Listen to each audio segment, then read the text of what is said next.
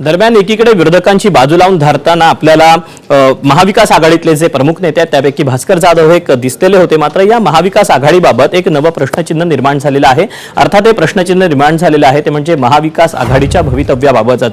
मुंबईतल्या शिवालयामध्ये झालेल्या बैठकीसाठी ठाकरेंची शिवसेना आणि काँग्रेसचे सर्व आमदार जे होते ते उपस्थित होते। मात्र या बैठकीसाठी शरद पवारांच्या राष्ट्रवादीचे सर्व आमदार हे गैरहजर राहिल्यानं आता महाविकास आघाडीच्या भवितव्याबाबत नवं प्रश्नचिन्ह निर्माण झाले।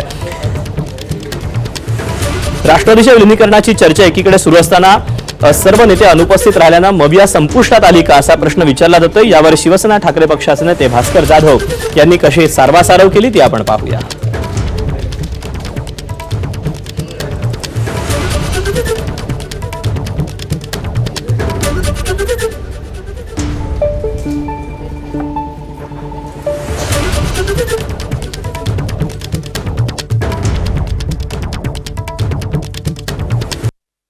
आपल्या सर्वांच्या मनामध्ये प्रश्न असेल की आमचा महाविकास आघाडीचा तिसरा मित्र पक्ष कुठे आहे।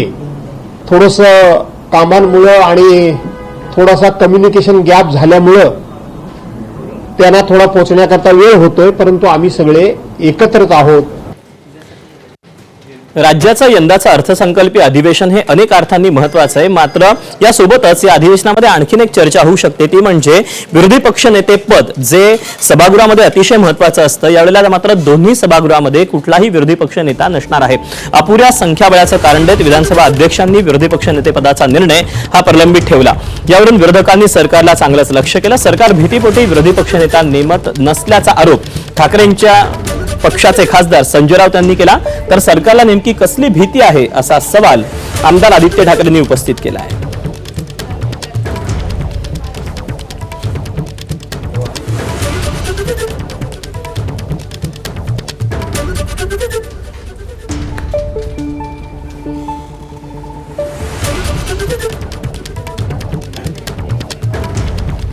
तेव्हा पहिल्यांदाच विरोधी पक्ष नेत्याविना हे अर्थसंकल्पीय अधिवेशन पार पडणार आहे।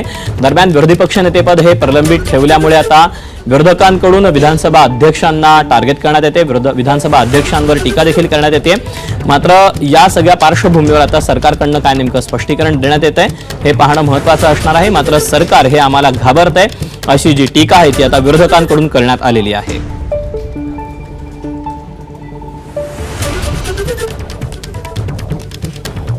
या सगळ्याबाबत जे प्रामुख्यानं नाव गेल्या दोन अधिवेशनामध्ये आघाडीवर होतं ते भास्कर जाधव यांचं आघाडीवर होतं। मात्र आता अपुरं संख्याबळाचं कारण देत विधानसभा अध्यक्षांनी मात्र हे दोन्ही सभागृहातले जे पक्षनेतेपद आहे विरोधी पक्षनेतेपद हे रिक्त ठेवलंय। लोकशाहीत जे विरोधी पक्षनेत्याला स्थान आहे विधिमंडळात तेवढं टाळून बाकी सगळे उद्योग करायचे लोकशाहीला कलंक लावणारं एक कृत्य आहे।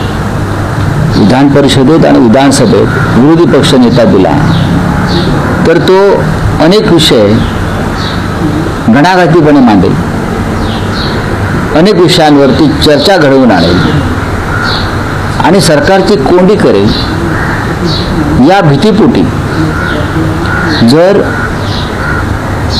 विरोधी पक्षनेता नेमायचा असणं ही सरकारची भूमिका असेल तर हे सरकार एक नंबरचं डरपोक आहे।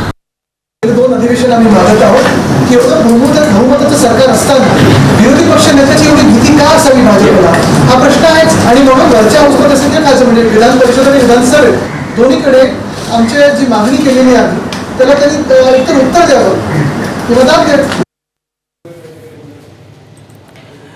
दरम्यान या अधिवेशनामध्ये आणखी एक महत्त्वाचा मुद्दा गाजू शकतो तो म्हणजे उपमुख्यमंत्री अजित पवार यांचा विमान अपघाताचा मुद्दा। अजित पवारांच्या विमान अपघातासंदर्भात खरं तर अनेक नेत्यांनी संशय उपस्थित केलेला होता, अनेक शंका उपस्थित केल्या होत्या आणि याच सगळ्या पार्श्वभूमीवर आता पुन्हा एकदा हा मुद्दा या अधिवेशनामध्ये गाजू शकतो। आज जी विरोधकांनी पत्रकार परिषद घेतलेली होती त्यामध्ये देखील त्यांनी या सगळ्याबाबत सरकारला काही प्रश्न विचारलेले आहेत, आपण ते पाहूया।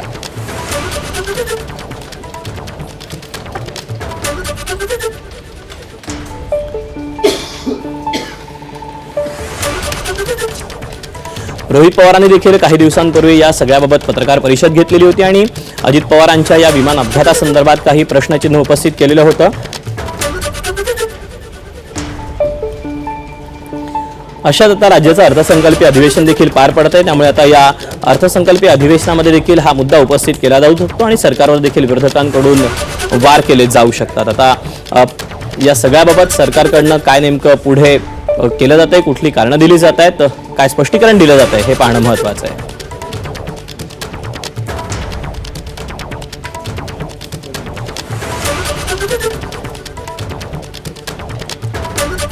मंत्रालयाच्या वतीनं DGCAच्या माध्यमातून एक प्रसिद्धीपत्रक जे दिलं गेलं त्याच्यामध्ये स्पष्ट म्हटलं आहे की 1 महिन्याच्या आत आम्हाला आयकाओच्या नियमाप्रमाणे प्राथमिक अहवाल देणं आम्हाला बंधनकारक आहे. त्यामुळे आयकाओच्या नियमाप्रमाणे ॲज अ रूल फ्रॉम आयकाओ आम्हाला 1 महिन्यात प्राथमिक अहवाल म्हणजे 28च्या अगोदर तो येईल आणि त्याच्यामध्ये स्पष्ट बाकी काही गोष्टी त्याचा उल्लेख केलेला आहे. त्यामुळे मला असं वाटतं प्राथमिक अहवाल येईल, त्याच्यानंतर त्याच्यावरती बोलणं योग्य होईल. मी त्याच्यात जाणार नाही. शेवटी ज्याचं त्याचं काहीतरी मत असू शकतं, ते त्यांचं मत मांडतायत. शेवटी एकदा चौकशी होईल, अहवाल येतील, मग खरं काय ते सत्य येईल. त्यामुळे मला असं वाटतं ज्याला तो कुणालाही बोलायचा अधिकार आहे ते त्यांची भूमिका मांडतायत. ABP माझा, उघडा डोळे बघा नीट.